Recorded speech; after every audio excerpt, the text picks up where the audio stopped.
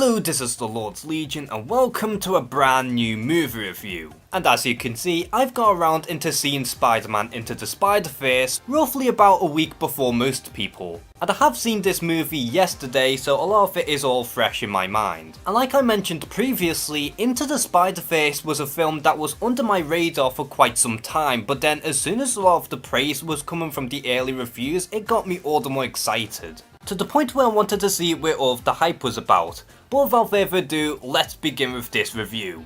Now, despite how the movie has Spider-Verse in the title, it really has nothing to do with that storyline outside of the fact that we do get to see other spider characters from other dimensions. To me, it's more of an adaptation of Shattered Dimensions than anything else. And without giving too much away about the overall plot, it revolves around a certain villain who is wanting to tamper around with other dimensions for their own personal gain. And as a result, it completely ruins the multiverse, and that it is up to all of the Spider-Men in order to take down this certain villain and save the multiverse. Now, going into this movie, I was a little concerned despite of all of the hype, mainly because I was hoping that it would be more of a Miles story than a Spider-Verse story. And my biggest worry going in was the fact that I thought that they might have been biting more than they could possibly chew.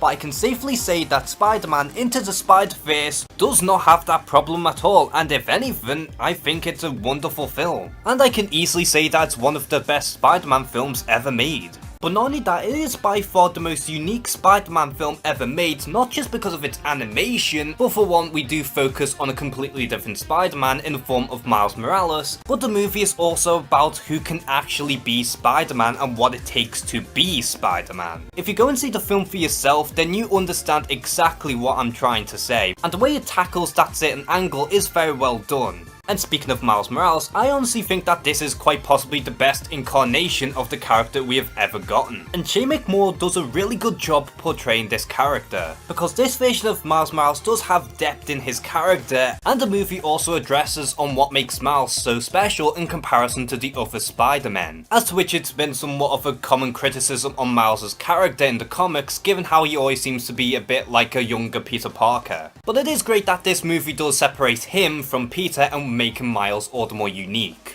And then we also have Jake Johnson as this older and broken down Peter Parker. And I quite like this take on Peter Parker because this is something that we've never seen from this character in any of the movies. He's a reluctant mentor who does seem somewhat mean-spirited at first, but deep down he just has a broken heart. And they did find this common ground on making him a bit of a jackass, but at the same time they didn't make him too mean. Plus we also have Haley Steinfeld as Spider-Gwen, and I've got to say I really do enjoy this character a fair bit. I do wish we had a bit more from Spider-Gwen, but that's more of a nitpick on my part than anything else, and at the very least we do understand what this character is all about, and she is in it a fair bit. And I'm hoping that the female-led spin-off revolves around her specifically. And as for the other Spider characters such as Spider-Ham, Spider-Man Noir, and SPDR, I think they are all welcome additions. Sure, they do take a bit of a backseat to some extent, but they do have their moments, and I think they all bring something new to the table. And as for the villains for this movie, I think Liev Schreiber's Wilson Fisk, Kingpin, is a major standout. And as far as animated movie villains are concerned, Kingpin is all the more ruthless than what you would expect from most animated villains. And they've made him more than just a one-note villain, which is something that I can very much appreciate. And then we also have Mahershala Ali as the Prowler, who is a very kick-ass villain. If you already read some of the Miles Morales storylines beforehand, then you already know his connections to Miles Morales, and I very much enjoyed the dynamic between the two. And there are also several other villains that we have yet to see from the trailers that have been saved for this very movie, and one of them even caught me off guard.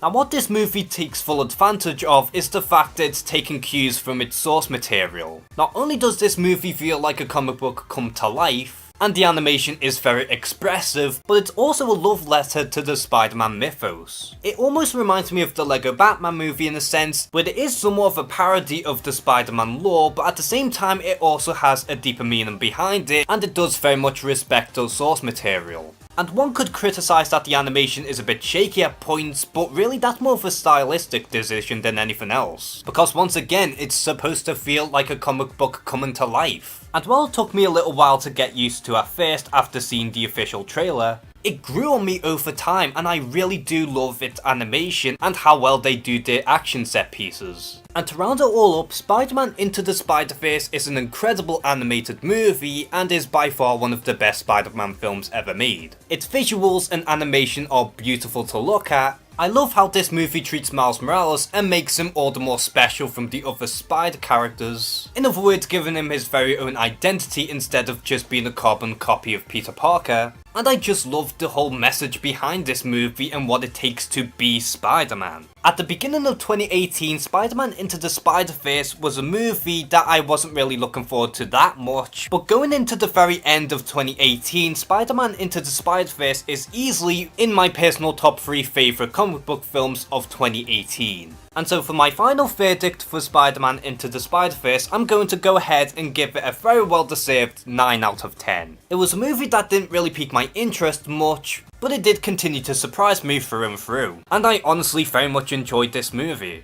So what do you think of Spider-Man Into the Spider-Verse if you've already seen the movie yet? And if you've not seen the movie yet, are you still very much excited into seeing the film? Comment below and share some thoughts. And as always, thank you guys for watching this video. Please like and subscribe. Take care and have a good one.